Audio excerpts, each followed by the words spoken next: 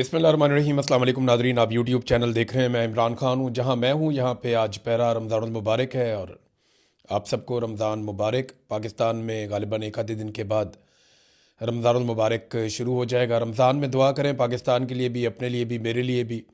और मेरी दुआ है कि अल्लाह ताला पूरे पाकिस्तान को सलामत रखे, पाकिस्तानियों की खुशियाँ लौटाए और जो जुल्म और बर्बरियत पाकिस्तान में इस वक्त चल रही है, जो एक अंधेरी रात है पाकिस्तान में, ये ख़त्म हो जाए और एक नया उजाला तलू हो। जो जालिम लोग पाकिस्तान पर मुसल्लत हैं, अल्लाह ताला उनसे छुटकारा दे। जो लोग मज़लूम हैं, जिन पे जुल्म हो रहा है, जहाँ जहाँ हो रहा है, अल्लाह ताला उन सब को ज़ालिमों से निजात अता फ़रमाए, आमीन। और इस रमज़ान मुबारक में हम फ़लस्तीनी अपने भाइयों के लिए भी दुआ करते हैं, कश्मीरी भाइयों के लिए भी दुआ करते हैं, तमाम उम्मत मुस्लिमा के लिए दुआ करते हैं, इंसानियत के लिए दुआ करते हैं।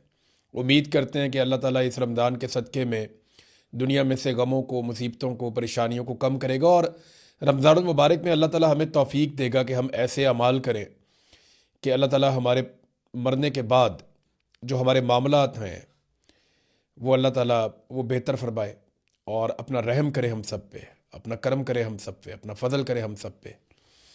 बहुत सारी दुआएं हैं, वो आप सबको करनी है। मैं बहुत अनपढ़ सा आदमी हूँ, मैं ज़्यादा नहीं जानता दीन के बारे में, दुआओं के बारे में मुझे ज़्यादा कुछ नहीं पता, लेकिन मैं इतना ज़रूर जानता हूँ कि मेरा रब जो चाहता है ना वही होता है। वही सबसे बड़ा है, वही सबसे ताकतवर है, वही हर चीज़ का मालिक है, वही राज़िक है, वही जान की हिफाजत करने वाला है, वही माल की हिफाजत करने वाला है, वही इज़्ज़तों की हिफाजत करने वाला है। मेरा रब ही है जिसकी तरफ से आजमाइशें आती हैं और वो इंसानों को सब्र देता है और हिम्मत देता है और हौसला अता करता है। वो सबसे बड़ा और सबसे ताकतवर है। नाज़रीन, अपना रूटीन का जो काम है उसको शुरू करते हैं। इमरान खान साहब का जेल से एक पैगाम आया। इमरान खान साहब की बहनों ने एक प्रेस कॉन्फ्रेंस की है और ये प्रेस कॉन्फ्रेंस मैंने आपको एक दिन पहले बताया था कि वो बनी गाला में प्रेस कॉन्फ्रेंस होगी, वहीं जाकर उन्होंने प्रेस कॉन्फ्रेंस की। पहले उन्होंने कोशिश की कि वो अडियाला जेल के बाहर जाए, वही वो बात करते, लेकिन फिर अडियाला जेल उनको जाने नहीं दिया गया। इस मरतबा उनकी गाड़ियों को दूर चक्री के पास रोक लिया गया। अब तो इंटेलिजेंस भी ये काम कर रही है कि इमरान खान की बहनें जेल तक पहुंचे ही ना, तो मुलाकात तो बहुत दूर की बात है। तो उसके बाद फिर वो बनी गाला गए, वहाँ जाके इमरान खान साहब की बहनों ने प्रेस कॉन्फ्रेंस की और इमरान खान साहब ने बुशरा बीबी की बेटी के ज़रिए से जो चंद पैगामात बाहर भिजवाए हैं, वो 4 मेन चीज़ें हैं जो इमरान खान साहब ने जेल के अंदर से पैगामात बाहर भिजवाए। नंबर 1, मेरी आंख ठीक नहीं है, ये इमरान खान साहब बता रहे हैं। देखिए, पाकिस्तान तहरीक इंसाफ का जो आखिरी शख्स इमरान साहब को मिलकर आया था इमरान खान को, वो सलमान सफदर था। अब तहरीक इंसाफ से उनका ताल्लुक नहीं है, इमरान खान साहब के वकील हैं। उन्होंने एक रिपोर्ट बनाकर दी थी सुप्रीम कोर्ट ऑफ पाकिस्तान को। तो उन्होंने तो ये भी बताया कि इमरान खान ने उन्हें कहा कि मैं अगर इस आंख से देखूं तो मैं तुम्हें पहचान नहीं पा रहा, मुझे सिर्फ रोशनी महसूस हो रही है कि तुम यहाँ पे मौजूद हो सलमान। तो ये इमरान खान साहब की आंख की उस वक्त की हालत है, जब वो मिले थे वो तब बता रहे थे। अब ये एक हफ्ते के अंदर ऐसा क्या हो गया कि अब ये कह रहे हैं जी बिल्कुल ठीक है इमरान खान साहब की आंख। लेकिन जो लोग कह रहे हैं वो इमरान खान साहब के अपने डॉक्टर्स नहीं हैं, फैमिली नहीं है, और पाकिस्तान तहरीक इंसाफ या इमरान खान साहब की बहनें उन पर एतबार करने को तैयार नहीं है। तो बहनों ने क्या कहा, इमरान खान ने क्या कहा, मैं आपके सामने रखता हूँ। इमरान खान साहब ने 4 बातें कही। नंबर 1, मेरी आंख ठीक नहीं है। नंबर 2, मेरी बहनों से कहो कि मेरे लिए आवाज़ उठाएं। तो ये जो लोग कह रहे हैं इमरान खान की आंख ठीक हो गई है 95%, ये तो बात हो गई गलत। दूसरा, इमरान खान साहब ने पिछली मरतबा जब मैंने आपसे कहा था कि अपनी कौम के लिए कोई पैगाम नहीं भेजा, और इस मरतबा इमरान खान साहब ने अपनी पार्टी के लिए भी कोई पैगाम नहीं भेजा। इमरान खान ने सिर्फ अपनी बहनों को कहा कि मेरी बहनों से कहो कि मेरे लिए आवाज़ उठाएं। नंबर 3, डॉक्टर आसिम और डॉक्टर फैसल को मेरे तक रसाई दी जाए। ये इमरान खान साहब का मुतालबा है कि मेरे डॉक्टर्स को मेरे तक लाया जाए। नंबर 4, मेरे टेस्टों की रिपोर्ट्स मेरे ज़ाती मुआलिजीन से शेयर की जाए। जो रिपोर्टें इमरान खान साहब के टेस्टों की हैं वो इमरान खान साहब कहते हैं उन्हें भी नहीं मिली, और वो चाहते हैं उनके डॉक्टरों को वो रिपोर्टें मिलें। लेकिन जो रिपोर्ट मंजर आम पे आई है वो नामुकम्मल है, उसके बारे में इमरान खान साहब की बहनों ने बहुत तनकीद की है। अब इमरान खान साहब की बहनों ने जो एक प्रेस कॉन्फ्रेंस की, उसमें जो बुनियादी चीज़ें हैं जो उनकी बातों से अखज़ की जा सकती हैं, वो मैं आपके सामने रख देता हूँ। उन्होंने बहुत सारी जज्बाती बातें भी की हैं। बहनें होने के नाते वो लाजमी बात है, वो बहनें वो अपने भाई के लिए किसी भी लेवल तक जाएंगी। उनका इकलौता भाई है, और भाई भी ऐसा जो पूरी दुनिया में उसके जैसे लोग बहुत कम हैं। वो लेजेंड है, दुनिया उसको मानती है। तो मुख्तसर जो खुलासा है इमरान खान साहब की बहनों ने जो बातचीत की, वो उसमें एक तो वो ये कह रहे हैं कि जी इमरान खान साहब का इलाज, उससे वो मुतमईन नहीं है, इमरान खान साहब का इलाज ठीक नहीं करवाया जा रहा। फिर एक बात यह है कि इमरान खान साहब की आंख और उनकी जान को खतरा है और नुकसान पहुंचाया जा रहा है, और उनकी फैमिली और ज़ाती मुआलिजीन की मुलाकात करवाने का कोई इरादा ऐसा लगता है कि हुकूमत का नहीं है, क्योंकि इनसे कुछ राजों से पर्दा उठ सकता है, उन्हें ऐसा लगता है। और ये इमरान खान को मारना चाहते हैं, ये भी बात इमरान खान साहब की बहनों ने कही। और पीटीआई लीडरशिप को ये मुसलसल ट्रैप कर रहे हैं, ये भी इमरान खान साहब की बहनों ने बात कही। अब क्या क्या बात कही ये मैं आपके सामने रखता हूँ। वो कहते हैं हम अडियाला जाना चाह रहे थे कि वहाँ पे हो जाएगा, लेकिन फिर हम नहीं जा पाए। हमारा दिल उस वक्त हिलकर रह गया था जब इमरान खान ने यह बताया कि मुझे 2 हफ्ते तक नज़र नहीं आ रहा था। मैं जेल के सुप्रीडेंट को कहता रहा कि मेरा कुछ करो, उसने बात ही नहीं सुनी। हमें बताया जाए जेल के सुप्रिटेंडेंट ने 2 हफ्ते तक इमरान खान साहब के बताने के बावजूद गौर क्यों नहीं किया। और इतने सारे कैमरे लगे हुए थे, क्या किसी ने नहीं देखा कि इमरान खान को नज़र नहीं आ रहा? वो कौन था जिसने हुक्म दिया कि इमरान खान को तिब्बी इमदाद ना दी जाए? इमरान खान ने सलमान सफदर से कहा कि सलमान अकरम राजा से जाकर कहो कि वो इनके ऊपर क्रिमिनल नेग्लिजेंस का केस करें। आप अब हमें कहेंगे कि हम डॉक्टर्स की टीम जेल भेज दी है, इसे कबूल कर लें, इन डॉक्टर्स की जो रिपोर्ट है उसे कबूल कर लें। ऐसा नहीं होगा।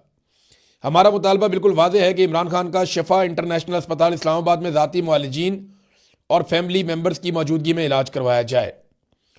अलीमा खानम जो बैकडोर चैनल के ऊपर को थोड़ी बहुत बातचीत हो रही थी वो भी बताया। उन्होंने कहा जी दोपहर को मुझे एक पीटीआई रहनुमा की कॉल आती है, उसने मुझे कहा कि आप इजाज़त दें तो हम कासिम जमान को इमरान खान से मुलाकात के लिए भेज देते हैं। तो मैंने कहा कासिम जमान कौन सा डॉक्टर है? आप डॉक्टर आसिम यूसुफ को, डॉक्टर बरकी को भिजवा दें, या हमारी बहन जो है डॉक्टर उस्मा, उनका भी उन्होंने कहा था कि उनको भिजवा दें। तो हमें किसी भी फौजी पर, सरकारी या पुलिस वाले पर ट्रस्ट नहीं है।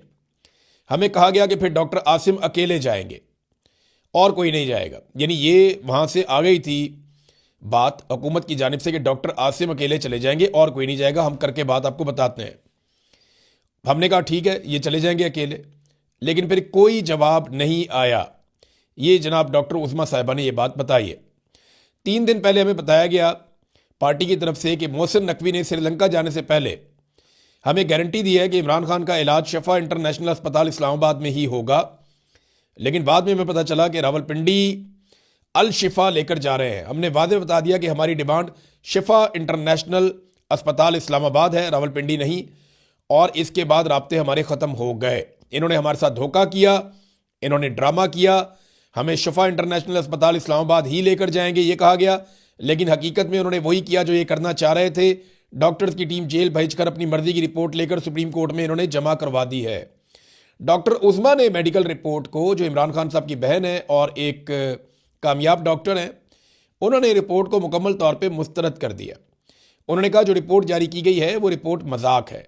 डॉक्टर्स ऐसी मेडिकल रिपोर्ट पर दस्तखत करके अपनी क्रेडिबिलिटी कैसे मुतासर कर सकते हैं? इसी रिपोर्ट में कैसी रिपोर्ट है? इसमें यह बताया नहीं गया कि डॉक्टर ने कौन सी बीमारी दरियाफ्त की है और वो बीमारी किस वजह से लाहक है। ये जालिम लोग हैं, ये मुजरिम लोग हैं, उन्होंने जुर्म किया है। इनकी जुर्रत कैसे हुई इमरान खान को पिम्स लेकर जाने की? उन्होंने सिस्टमेटिकली हमारी मुलाकातें ख़त्म की हैं। हमसे गलती हुई है, हमें बहुत पहले ही अडियाला के बाहर गैर मुअय्यना मुद्दत के लिए धरना दे देना चाहिए था। यकीन जाने ये मजाक नहीं है। मुझे इमरान खान ने खुद बताया कि ये मुझे मार देंगे, और ये 2 दिसंबर 2025 को इमरान खान ने अपनी बहन को बताया था, उज़्मा खानम को, कि ये मुझे मार देंगे। अब नाज़रीन ये सूरत हाल है। इमरान खान साहब के लिए पूरी दुनिया से आवाज़ें उठ रही हैं। आलमी सतह पे भी 14 कप्तानों ने एक ख़त भी लिखा वज़ीर आज़म को। पाकिस्तान के 21 कप्तान गुजरे हैं जो अभी ज़िंदा हैं। पाकिस्तान क्रिकेट टीम के 21 ऐसे कैप्टन हैं साबिक जो अभी ज़िंदा हैं, उन्होंने तो कोई ख़त नहीं लिखा।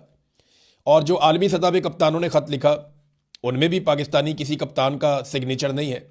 वसीम अकरम, इंज़माम उल हक, बाकी जो कैप्टन्स हैं, जावेद मियादाद, बाकी लोग सारे, यूनुस खान, इन ये सब उसके ऊपर साइन कर सकते थे, इन्हें साइन करना चाहिए था, लेकिन इनमें से किसी भी कप्तान ने इसके ऊपर दस्तखत नहीं किया। पाकिस्तान में बहुत खौफ है, और ये क्रिकेट बोर्ड के अंदर सारे खिलाड़ी अपना अपना कोई ना कोई खांचा लगाने के चक्कर में रहते हैं। कोई कमेंट्री के चक्कर में, कोई किसी और चक्कर में, कोई किसी ग्राउंड के ऊपर कब्जा करके बैठा हुआ है, कोई जो है वो किसी और गेम में पड़ा हुआ है, किसी ने एकेडमी खोली हुई है उसके ऊपर कंट्रोल है, कोई जो है वो पीएसएल के अंदर अपना कंट्रोल चाहता है कि वहाँ पे कोई इसका दाल दलिया चलता रहे। तो ये सारा कुछ जो है वो इस तरह चल रहा है। अब नाज़रीन, इमरान खान साहब की बहनों की ये जो बातचीत आई है ना सामने, इसके बाद काफ़ी मामला गंभीर हो गया है। देखिए, एक चीज़ आप जहन में रखें कि मोहसिन नकवी हो, पाकिस्तान तहरीक इंसाफ की लीडरशिप हो, अली अमीन गंडापुर हो, शेर अफजल मरवत हो या मौजूदा हुक्मरान जमात हो, ये सारे लोग जो हैं वो इमरान खान साहब की बहनों के ऊपर बारी बारी एतराज़ात कर चुके हैं। हाँ, पाकिस्तान तहरीक इंसाफ की जो लीडरशिप है उन्होंने खुलकर बात नहीं की, लेकिन उन्होंने अपनी मीटिंग के अंदर इमरान खान साहब की बहनों को तनकीद का निशाना बनाया और उन्होंने कहा जी कि वो हमें इकलाया अमल होता है, पार्टी का इकलाया अमल होता है, बताएं चलना किसके पीछे है। मैंने आपको एक दो मिसालें दी भी थी मुख्तलिफ लोगों की ना। तो अब उसमें मामला ये है कि इमरान खान साहब की बहनों को लेकर सब लोग तनकीद कर रहे हैं और सारे एक पेज पे आ गए हैं। यानी पाकिस्तान की एस्टेब्लिशमेंट, पाकिस्तान की हुकूमत, पाकिस्तान तहरीक इंसाफ का एक बड़ा हिस्सा, अली अमीन गंडापुर, शेर अफजल मरवत, मोहसिन नकवी, ये सारे लोग मिलकर इमरान खान साहब की बहनों के खिलाफ हो गए और इमरान खान साहब ने अपनी उन्हीं बहनों से मदद मांगी है। सूरत हाल आप देखें ना, अब किस तरह ट्विस्ट कर गई है, मामला काफ़ी गंभीर हो गया है। जो दिखाई दे रहा है उससे ये नज़र आता है कि पाकिस्तान तहरीक इंसाफ की जो लीडरशिप है वो इस वक्त एस्टेब्लिशमेंट या हुकूमत के नुक्ता नज़र के ज़्यादा करीब है इमरान खान साहब की बहनों की निस्बत, और वो ज़्यादा भरोसा कर रहे हैं हुकूमत के ऊपर, हालांकि उनमें से कोई भी नहीं गया और किसी की इमरान खान से कोई बात नहीं हुई। अब तहरीक इंसाफ की, खैबर पख्तूनख्वा की हुकूमत और तमाम अरकान असम्बली और जो ओहदेदार हैं उनकी हिकमत अमली बड़ी नाकिस रही है। देखें, इमरान खान साहब का सारा इन्हिसार नौजवानों के ऊपर था। उन्हें लगता था कि जब इमरान खान के साथ कुछ बुरा होगा तो सुहेल अफरीदी और उनके साथी खैबर पख्तूनख्वा में अपनी ताकत को इस्तेमाल करेंगे और नौजवान सामने आएंगे। लेकिन इन्होंने ना वो एक वैसे तो तहरीक चलाई है, जाकर मुख्तलिफ जगहों के ऊपर जो है वो अच्छे विजुअल्स बन गए, अच्छे जलसे हो गए, अच्छी रैलियां निकल आई, लेकिन ग्राउंड के ऊपर कुछ नहीं किया। ग्राउंड के ऊपर सुहेल अफरीदी की कारकर्दगी जो है वो सिफर थी। मैं साफ आपको कह रहा हूँ, सुहेल अफरीदी ने जो किया वो एक मोमेंटम बनाने की कोशिश की, एक ऐसी पार्टी में जान डालने की कोशिश की जो काफ़ी मायूसी का शिकार थी। अली अमीन गंडापुर के ओहदा छोड़ने के वक्त काफ़ी मायूसी का शिकार थी। तो सुहेल अफरीदी ने काफ़ी काम किया, लेकिन ग्राउंड के ऊपर जो टेक्निकली काम होता है जिसके ज़रिए से एक तहरीक खड़ी होती है वो नहीं किया, और वो सुहेल अफरीदी अकेला कर भी नहीं सकता। एक नौजवान है, इसमें तो जुनैद अकबर को अपना रोल प्ले करना था, बाकी लोगों को करना था, तो वो लोग नहीं कर पाए।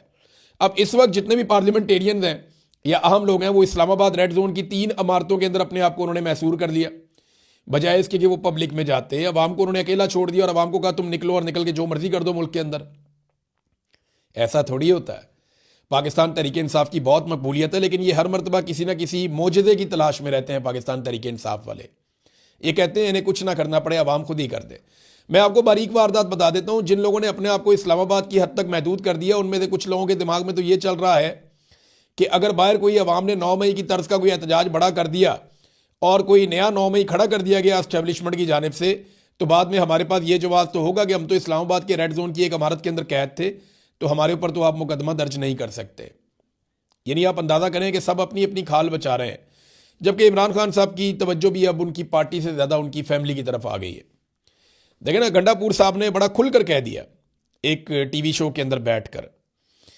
उन्होंने कहा जी कि मैंने इमरान खान साहब की बहनों के आगे हाथ जोड़े थे कि इमरान खान को बाहर आने दें ले और अपने इख्तलाफात जो है वो आपस के ख़त्म करें।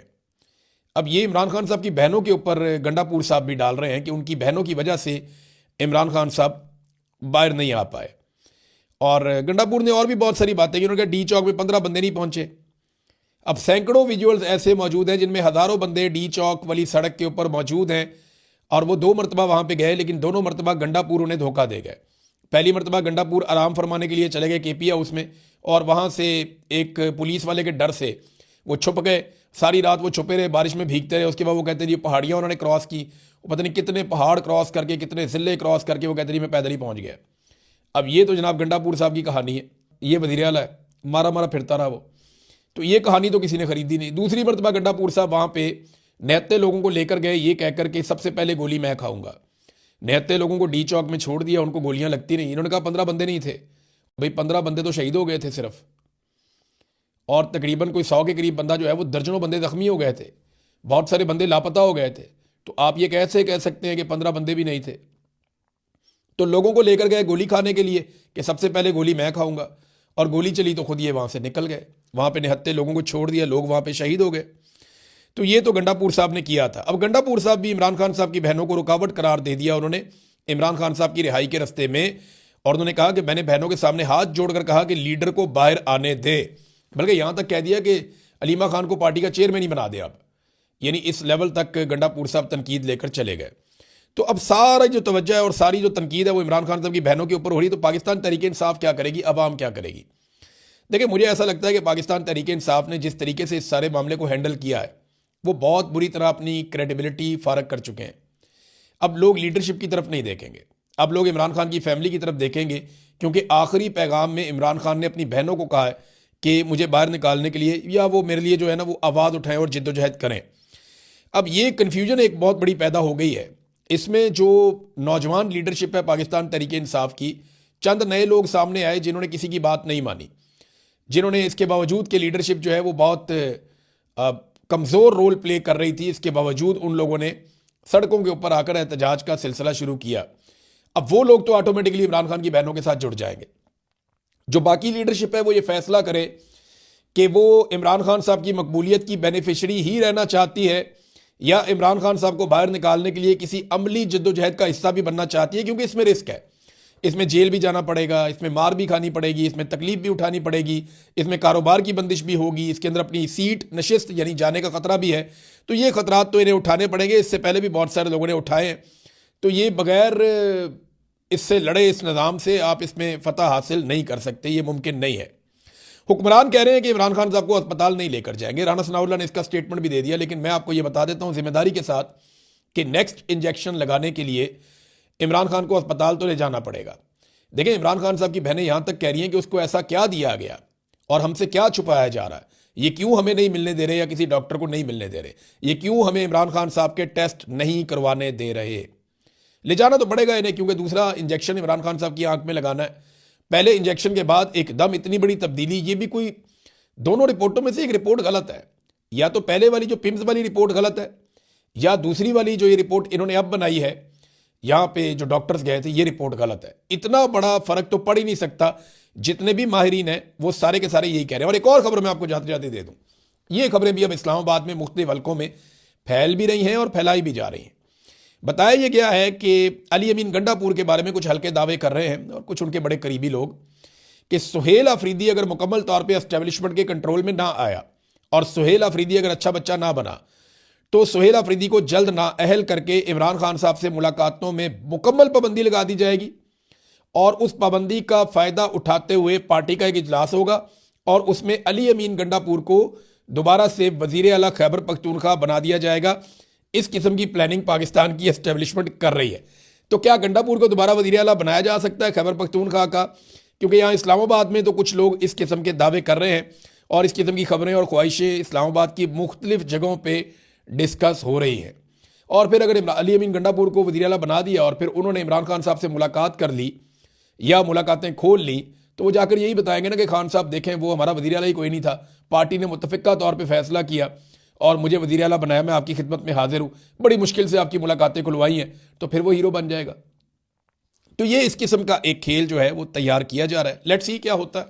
मैंने जो इन्फॉर्मेशन थी वो आपके साथ शेयर कर दी। अब तक के लिए इतना ही। अपना ख्याल रखिएगा, अपने इस चैनल का भी। अल्लाह हाफ़िज़।